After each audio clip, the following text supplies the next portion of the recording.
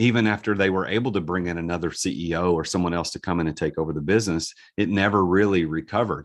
As a matter of fact, one of the statistics that you gave in the studies found that the negative effect on sales when the entrepreneur dies is a 60% reduction in sales. And not only is it's not just a short reduction, it is a persistent reduction. That seems significant to me as an entrepreneur myself. What did you guys think when you uncovered that? Yeah, we obviously we tortured the data to see whether that's really right or whether we somehow miscalculated stuff. But that's simply what it is. So all that suggests that founders are really a key to the firm's DNA, and they are not easily replaceable. At least when they are taken out of business at a sudden, out of surprise. Yeah.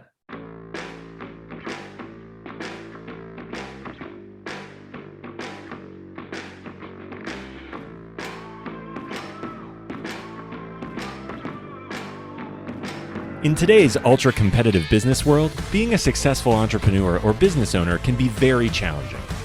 Fortunately, contemporary times have blessed us with resources for tackling those challenges and getting us to success more quickly than we could have imagined. Welcome to The Root of All Success with the real Jason Duncan, a podcast that explores how the world's most powerful entrepreneurs grow incredible companies. This podcast looks at the 5 keys to unlocking success as an entrepreneur. A successful educator turned entrepreneur, Jason's mission is to use his gifts of teaching and leadership to help others get the results they want out of life. Join Jason every week and learn the keys to grow a truly successful business. Welcome back to a very special edition of The Root of All Success. I'm the real Jason Duncan. Today's guest is not an entrepreneur. He's not a celebrity. He's not an athlete. He's not a musician. He's not an artist. He's an economist, and he's a professor, and he's a researcher. And you're probably going, well, why is he on the show? That's not what you do, Jason. That's not who you talk to. Well, you're going to see really quickly why I decided to invite this guy on my show. As a matter of fact, when I reached out to him, he got back to me and said, well, I've listened to your show and you never have educators on your show. Why would you want me on the show? And I had to explain. But let me tell you a little bit about that in a moment. But first of all, before I get in there, I want to say thank you for tuning in. I'm recording this from my home studio here in Gallatin, Tennessee, just north of Nashville. And our guest is hailing all the way from Melbourne, Australia. And he's at his home there. And I'm recording this intro after we've recorded the episode.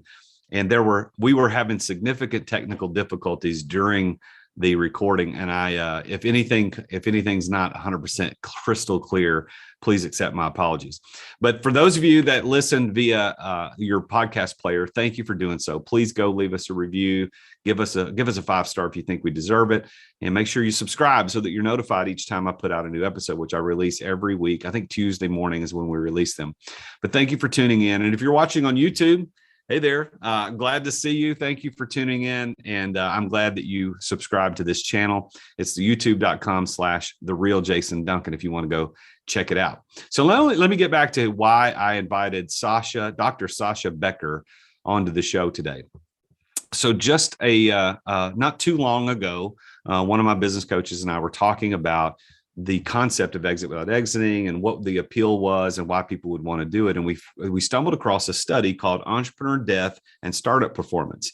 And the study was led by Dr. Sascha Becker and then also Hans Vide. And I don't know if I'm saying that name right. I think I mispronounced it in the show. But they did a study, and we're going to talk all about that study, about what happens after two startups after the founder's death, whether it was planned or unplanned. And when I read that study, I was firmly convinced that I needed to have this guy who did the study on the show to talk about what that means to entrepreneurs who are building companies today. So without any further ado, let me introduce to you, kind of give you some background on Dr. Sascha Becker. He is the Xiaokai Chair of Business and Economics at Monash University in Melbourne. He's the part-time professor at the University of Warwick, England. He has previously held positions at Ludwig-Maximilians-University in Munich and at the University of Stirling in Scotland. So he is no slouch whatsoever. He studied economics at the University of Bonn in Germany and at a very long-named university in France that I cannot pronounce. So my apologies to the ENSAE in Paris and to Dr. Becker for not being able to say all those French words. He obtained his Ph.D. At the European University Institute in Florence in 2001. In the spring of 2000, he was a visiting scholar at the Center for Labor Economics at the University of California in Berkeley. And in 2006, he spent 7 months at the University of California in San Diego. In 2014, 15, and 18, he was a visiting professor at UCLA Anderson School of Management.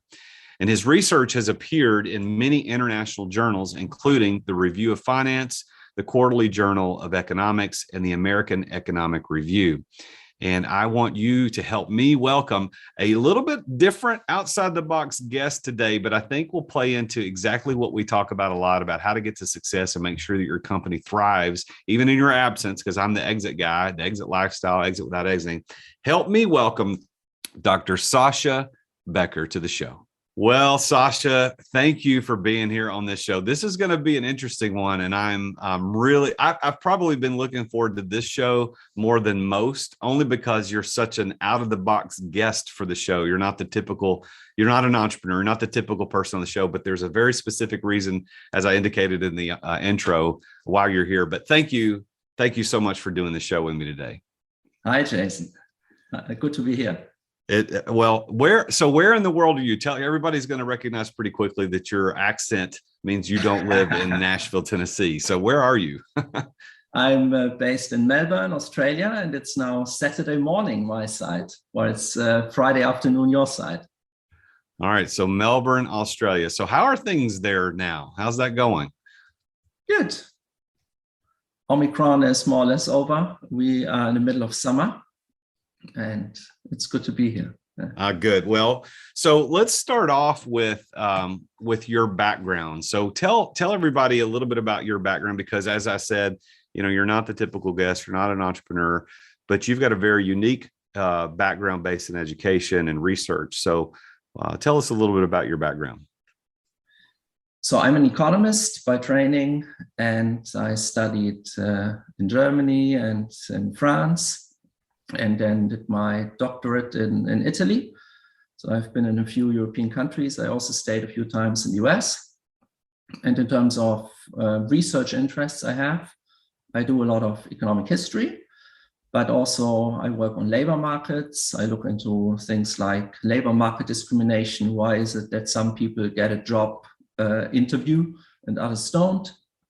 And then I work on entrepreneurship, and that's, I guess, why I'm here for today. So you did a study, and this is really going to be the main part of what we're going to talk about today, is that you did a study called Entrepreneur Death and Startup Performance. And you did that with someone else, Hans Hvaid. Am I saying the last name correctly? Vida. Okay. So American mispronouncing a name. So you did this study and you looked at 75,000 firms in the country of Norway, and you saw that there were 1,500 founder deaths across those 75,000 firms over a 15-year period. And you studied that. And I want to set the stage for why I want to ask you some of these questions. And I told you, pre-show when we were getting ready, the reason I reached out to you originally is that with one of my business coaches, we were talking about what I do as a business coach and a public speaker is I train entrepreneurs on how to exit the daily operations of their business so that their business continues to thrive and they continue to thrive. They can go on and do other things. Well, with my business coach and I, one day, this has been months ago, we were just on our normal coaching call, and we were just Googling the concept, and your study popped up, and we both were peeking at it, and it was intriguing because it was a study about what happens to firms, what happens to companies when the founder unexpectedly goes away, or even expectedly goes away. So if there's a diagnosis of cancer, for example, and it's terminal, and there may be a period of time where the founder slowly fades away for the business and eventually passes away. What happens to those firms?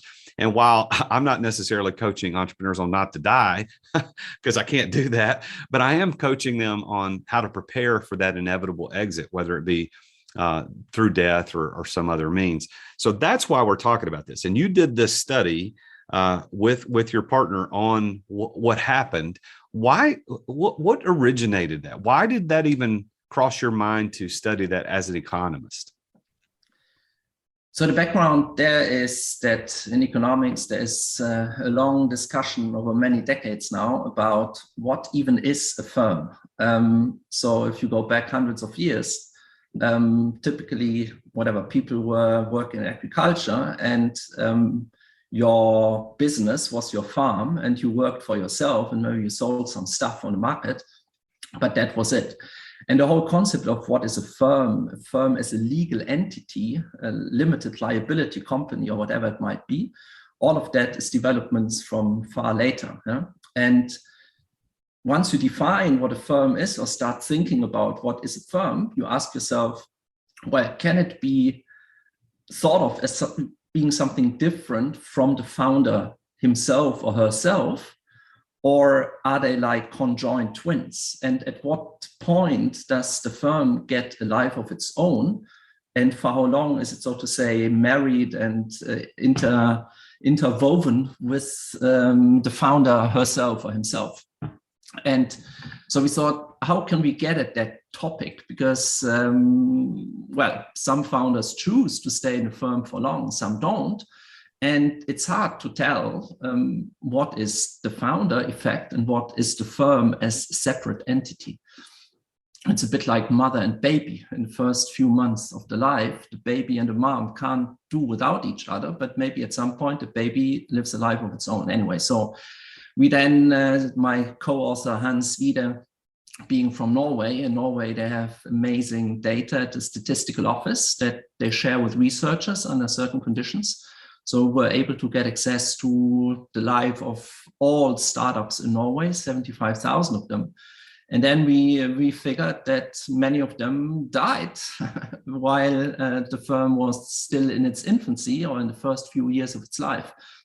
And so we thought that could maybe give us insight into what happens and how important is the founder, because if the firm does badly when the founder dies, that tells us maybe that the founder is truly important to the survival of the firm. Yeah, I think that's an interesting analogy that you draw and using the term conjoined twins. I thought that was very interesting. And then, of course, the analogy changes to mother and baby.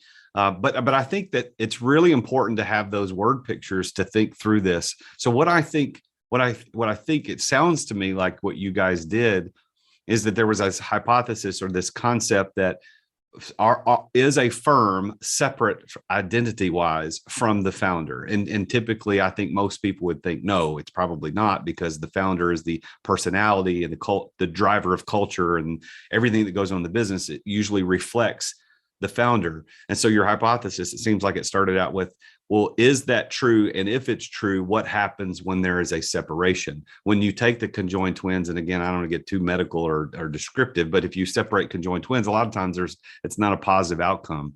And but what it should be is a mother and a baby, where the baby grows up with its own independent life. And unfortunately, so many entrepreneurs don't build their businesses as a baby. It is, as you said, a conjoined twin. So that's why you got started in this, and you used Norway as the country to study, because you had access to all those 75,000 firms that started up, where another country might be a little bit daunting to pick out through the millions of firms that might have started up. But Norway is no slouch. It's a pretty big economy. So can you explain, you remember the numbers? I mean, if you don't worry about not knowing the numbers, but do you remember how big the economy is in Norway as compared to, say, a state here in the United States?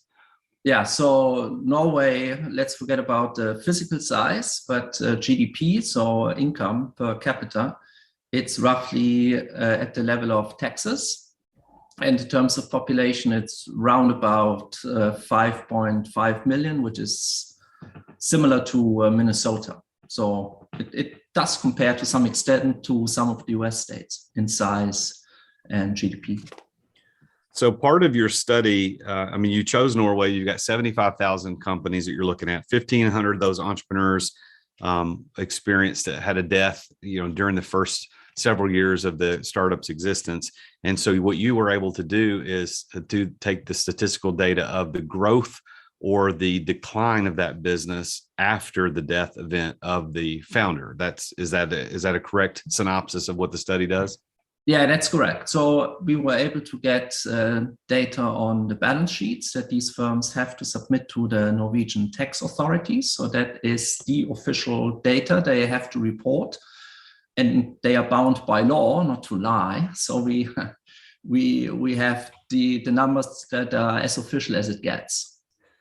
So you've got not only 75,000 firms, you also have the balance sheets of all those firms over those years.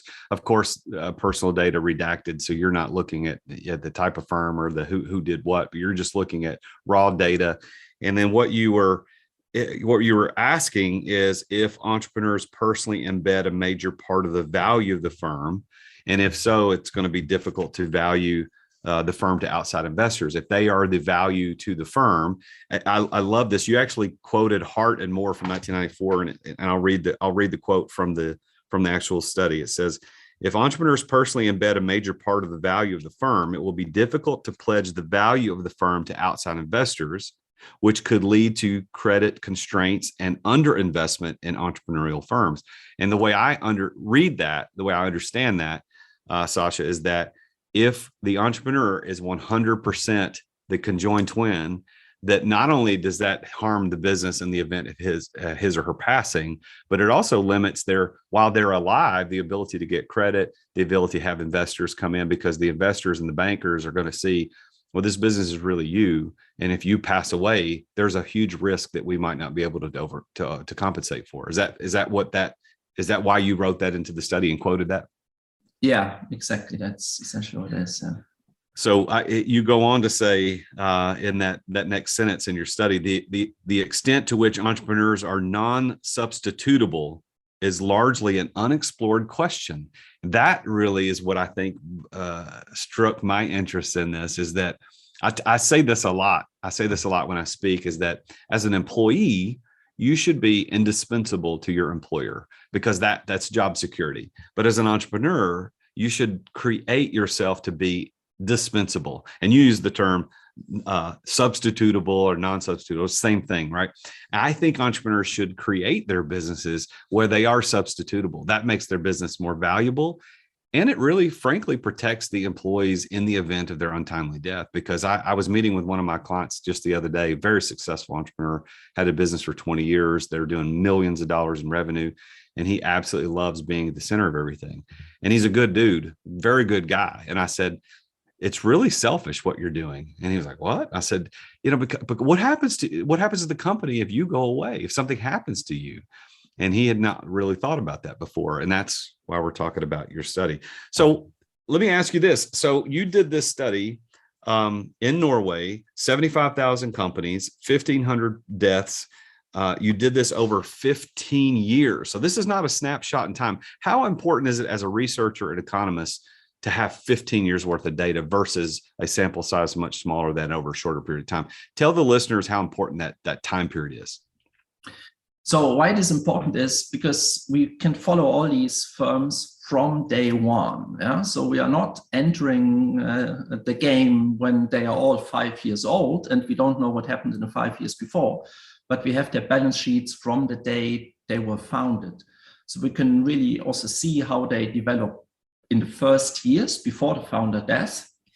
And I should also say that throughout, we compare the firms where a founder dies to the ones where no founder dies. So we draw inference, or we get information from this direct comparison of firms that are very similar to each other, because you might have two firms, both in IT, both with a founder of the same age, with the same education, and so on and so on. But one of them has a car accident and the other hasn't. Yeah?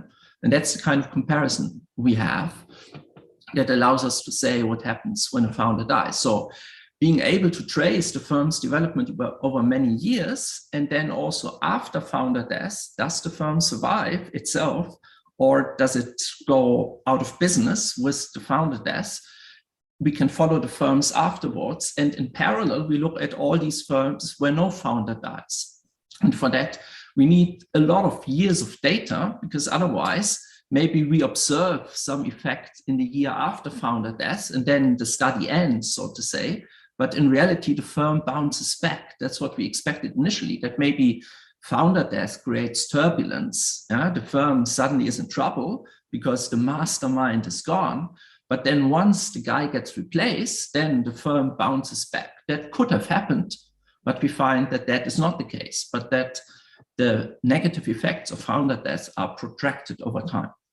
So that is a point that I want to make. I want to make very clear, because that was one of the surprising things that we see. So you did a 15-year study. You're able to follow firms from startup all the way to 15 years of age, or their demise before the 15 years. But what you would have expected, and I think a lot of entrepreneurs probably think this too, and they put in insurance policies and key man policies and succession plans that say, well, we'll bring in someone else.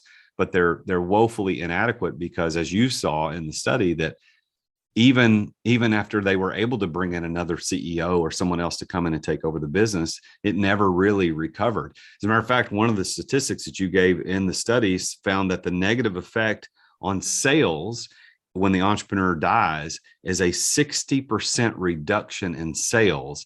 And not only is it's not just a short reduction, it is a persistent reduction. That seems significant to me as an entrepreneur myself. What did you guys think when you uncovered that? Yeah, we obviously we tortured the data to see whether that's really right, or whether we somehow miscalculated stuff. But that's simply what it is. So all that suggests that founders are really a key to the firm's DNA, and they are not easily replaceable, at least when they are taken out of business at a sudden, out of surprise. Yeah. So you quoted a study done in the U.S. in 2019 that was a similar study, but not certainly with the same data or the same longevity.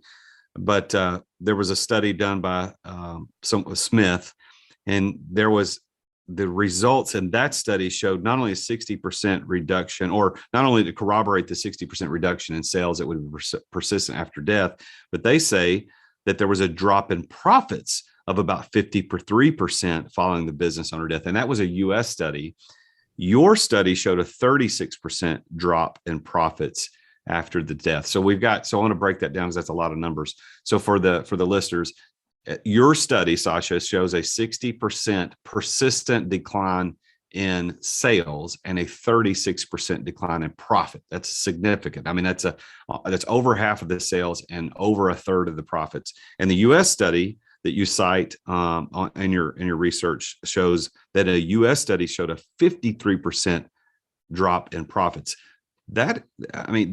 I can't imagine losing 53% of my profits as an entrepreneur. I don't know how they survived at all with that. Was that what you expected, or was there something different that you might have expected? Really hard to say beforehand. I don't think I had a particular number in mind. I think I had the sense that the effects would be large, but whether it would be 60% drop in sales or 30%, I didn't really have a good guess beforehand. But that's just what it turns out to be. I should say in that US study, that is quite different in terms of sample. Yeah? We have the universe of all founders. Many of these firms may be small, right? Whereas that US study is focusing more on high value entrepreneurs, people with a turnover of 1 million a year. So that's a slightly different sample. The numbers are not perfectly comparable, but still, it's the same ballpark of estimate. Yeah, well, it shows it's not just that Norway is different, but these effects seem to happen in many developed economies and even in the US. Well, even if your number is the basement number, it's the bottom line, and 53 being a lot higher than that, but at 36% drop in profits, I mean, to take out a third of every dollar brought in profitability for a company is is almost not sustainable. I think, again, this is an anecdotal that I would see as a business coach and a business owner myself, is that the only way that you could survive that is because the entrepreneur who was probably taking that third home and pay is now no longer there to take it home and pay. So the rest of the business can live on, but you can't afford to bring in somebody to take over, which may be why when the new CEO comes in after the death of the founder, that doesn't really recover because there's not enough cash to go around. Do you think that might be the case, or is there some other reason? Well, we try to look into all these different stories, and whether it's about cash flow and all that, but it seems to be really related to the specialness of the founder. So what we also do, and maybe that's also interesting for your listeners, is since we had then some people comment on the study before we published it, who said, well, look, is it really the founder that is special? Or isn't it that in a small firm, whoever dies, some key worker, not the founder, has a similar effect? So assume you have a manager installed and the manager dies, the CEO dies, doesn't that have the same effect as the founder does? So we also got hold of data on the deaths of CEOs in firms who are not founders themselves. And there the effects were substantially smaller. There is also a negative effect. So taking out any key person in a firm is a shock that the firm needs to deal with. But it seems you can replace the CEO, the manager CEO, more easily than the founder CEO. We're going to take a break from our show right now to bring you our sponsors. All right, thanks for listening to our sponsors. Now back to the show. Coming out of the study, you guys did, as researchers and economists, you did a very good study and pulled together a lot of data. Based on that anecdotal and empirical data that you got, what insights did you walk away with from the study that I think listeners would probably be interested in hearing? Yeah. So the main finding that we already talked about, but let me restate it, is that when founders die, firm performance drops significantly. In many cases, especially among the smaller firms in our sample, these firms go out of business completely. And among the larger firms who maybe have already gained more of an independent life from the founder, because there is so many workers around already and managers and different layers of responsibility, those firms see a significant drop in firm performance. So even if they survive as a firm, they do worse. And the headline number that we have is that sales drop by 60%, and that effect is protracted over several years. But then the question is, why is that? And going back to what we discussed earlier, this discussion in economics about what even is a firm, we ask, has that to do with the entrepreneur being special, or is it just turbulence? Is it simply whenever an important person in a firm dies, the firm is struggling?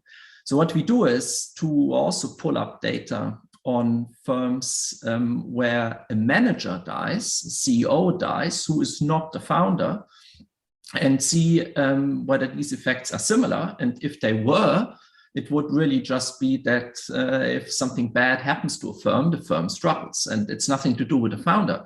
But we find that in those cases, the effects are much smaller. So it seems to be that the founder is really special. Well, then another thing that maybe your listeners would find interesting, and I definitely found interesting, is we also were able to get hold of the information in the death certificates of the founders.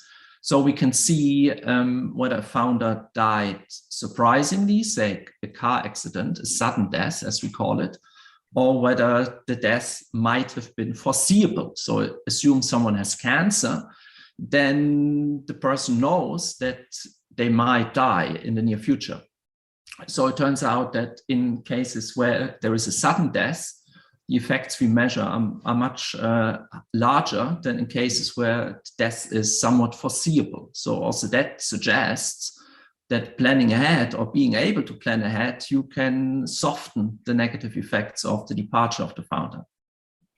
So there's a lot of data there, a lot of evidence, a lot of insights. So I want to kind of break that down, if I may, and get you to make some comments, maybe based on how I interpret all of that. So what I'm seeing is that if the founder is actively working in the firm, one of the things that your study showed was that if he is actively or she is actively working in the firm, and involved in day-to-day business activities, the losses are higher than if the founder is not as active. So if you're very active and you're the centerpiece of the firm and you pass away, significant losses.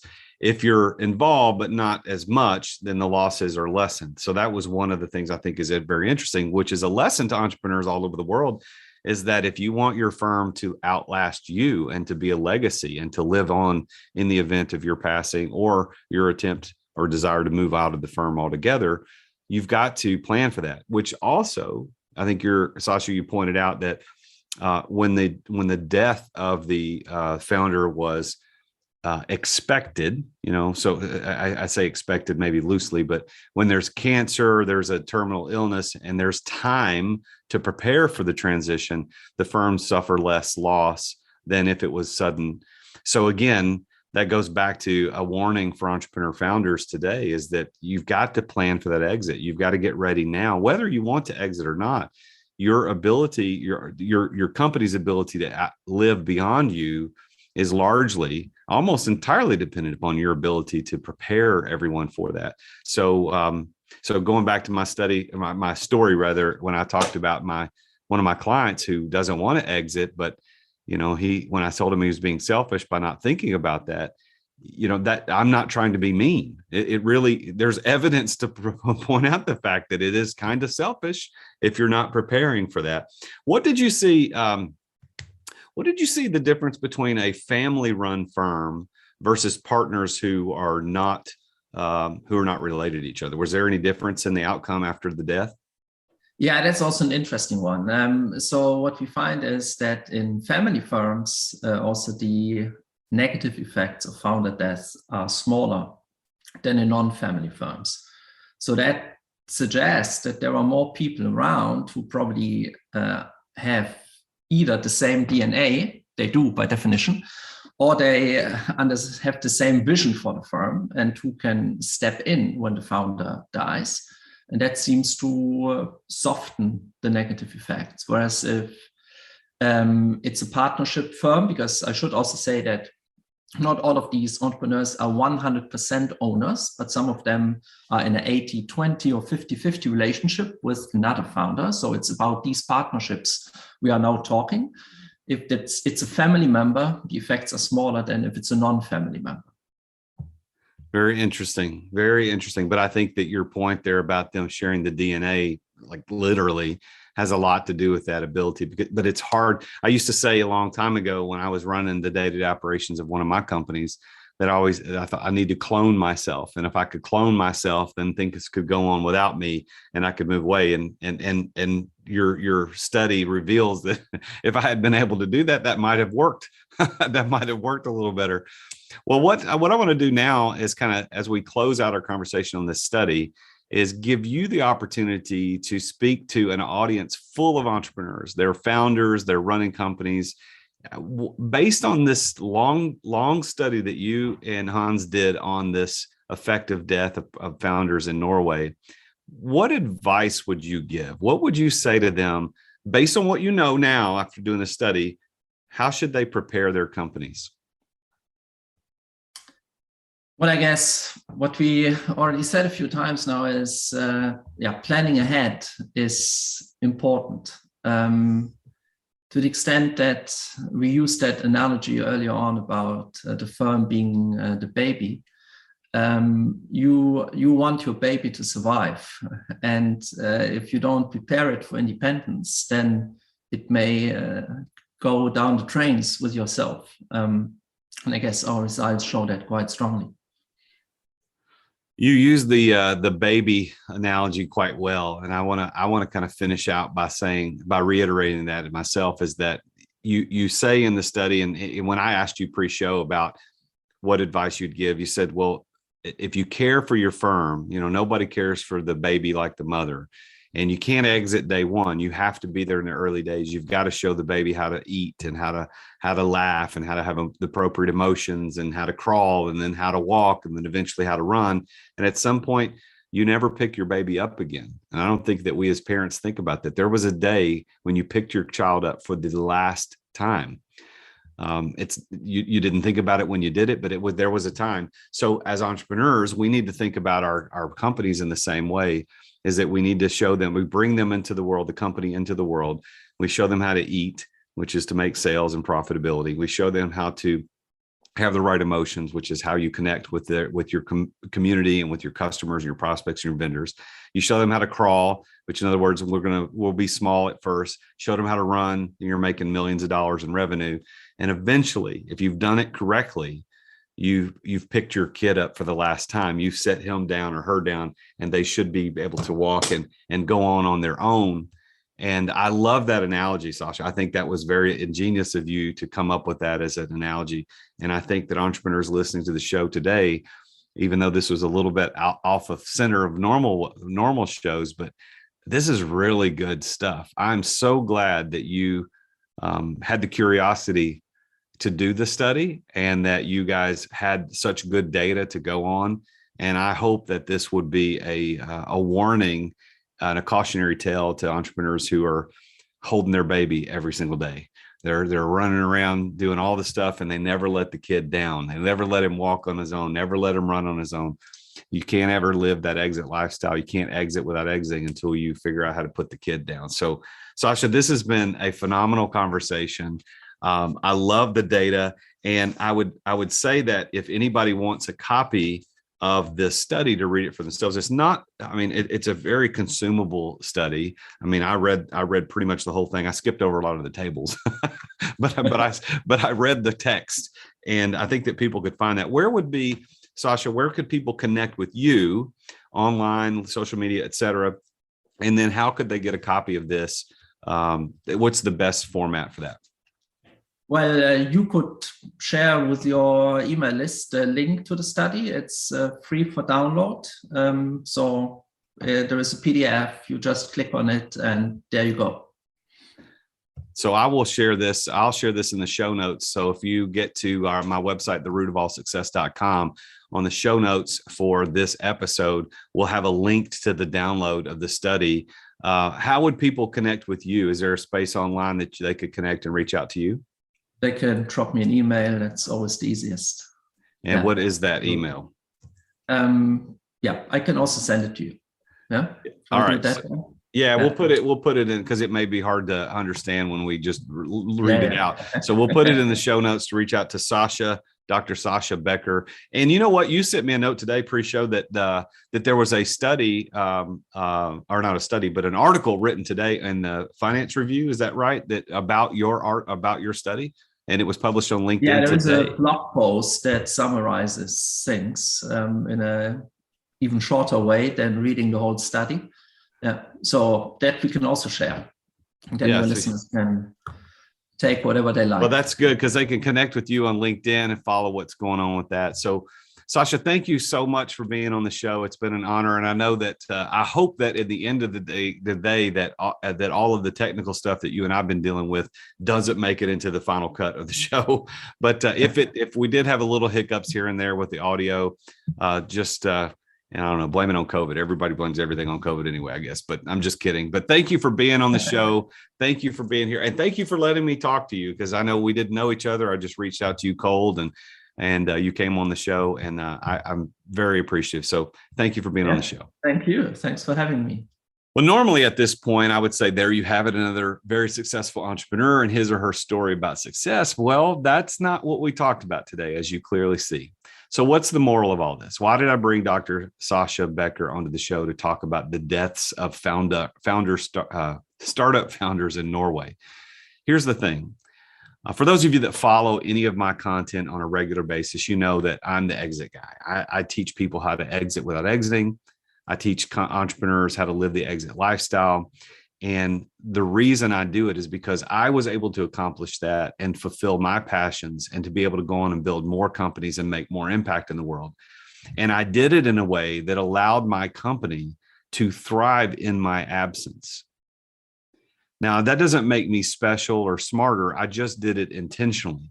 And what Sascha and his team discovered in this study is that when a founder exits the company, now he was studying when they exit by death, but when a founder exits the company, suddenly there's a significant drop in the ability for that company to continue to live, to the tune of 60% drop, persistent and permanent drop in sales, and as high as we studied saw in the U.S. study, 53% drop in profitability.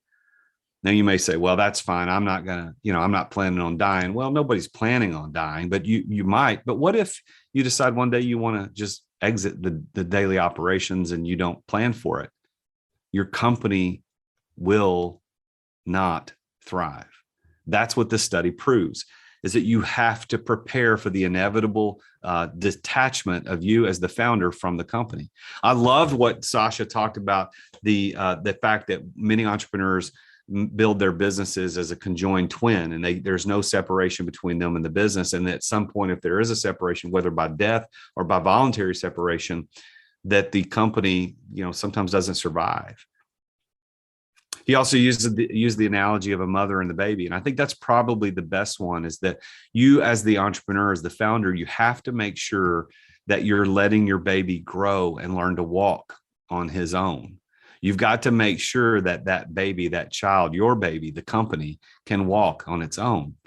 Because if you carry it around all the time because you're stronger, better, smarter, and you know more, it's never going to sustain that baby's life. It will always require you to be there to be its caretaker. And then in the event that you're not able to be there as a caretaker through sickness or death, your company suffers. So you really need to put this into perspective. Your desire as the entrepreneur to stay in the center of your business is selfish. You don't intend to be selfish. It's not a willful selfishness, but nevertheless, the results are the same. Your desire to stay in the center of that business is selfish. Why? Because if you have any number of employees who depend upon your company to provide them income to support their families, imagine what would happen if the company's income dropped by 60% permanently. Would you be able to keep all those people employed? Would you be able to pay them bonuses? Would you be able to give them time off and benefits?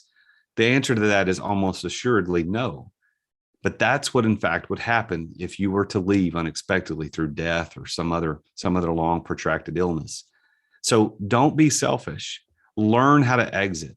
Learn how to get out of the way. And you don't have to exit the company. You don't have to sell it, but there is a way that you can prepare for it. And now I realize that a lot of you listening to this right now, you're going to think, well, this was totally self-serving. You're just trying to sell a course. Well, you can say that. And indeed, there is an ability for me to draw a direct connection between what I do every day and what we just talked about on the show. But there is a reason that I brought this up. My mission in life is to help people like you get the results that you want. And the results that you want a thriving, growing business. And the reality is a thriving, growing business should be able to thrive and grow on its own without you at the center of the helm, carrying that baby everywhere it goes. So to that end, I designed something called the Exit Accelerator. And the Exit Accelerator is a 12-week live group coaching platform where I take entrepreneurs just like you through the 4 steps that I learned and I executed to exit without exiting, to get out of the weeds, to let my company continue to thrive even in my absence. Now, for me, I wanted to be completely disconnected from all daily operations, and I have been able to successfully do that. But for you, it might be, listen, I don't want to exit the daily operations. That's fine. But learning how to exit without exiting will allow you to disconnect yourself from the center of the business. You can still stay involved. You can still be in charge, but you've got to let that baby walk on its own. If you're interested or curious at all about what Exit Without Exiting is and how to accomplish it, go to my website, exitwithoutexiting.com. That's exitwithoutexiting.com. And take a look at that Exit Accelerator. It's a cohort model. In other words, we get no more than 12 people and we stay together for those 12 weeks and we go through the curriculum, the course together. You're going to meet entrepreneurs from all over the world. and you're going to hear how they are dealing with how to extract themselves from the daily operations of their business so that it can survive on its own, even in your absence. Whether you want to exit at 100% and get out of the way, whether you want to sell it, whether you want to just kind of take a little bit of break from running the day-to-day, this course, the Exit Accelerator, will help you do that. It will absolutely change your life.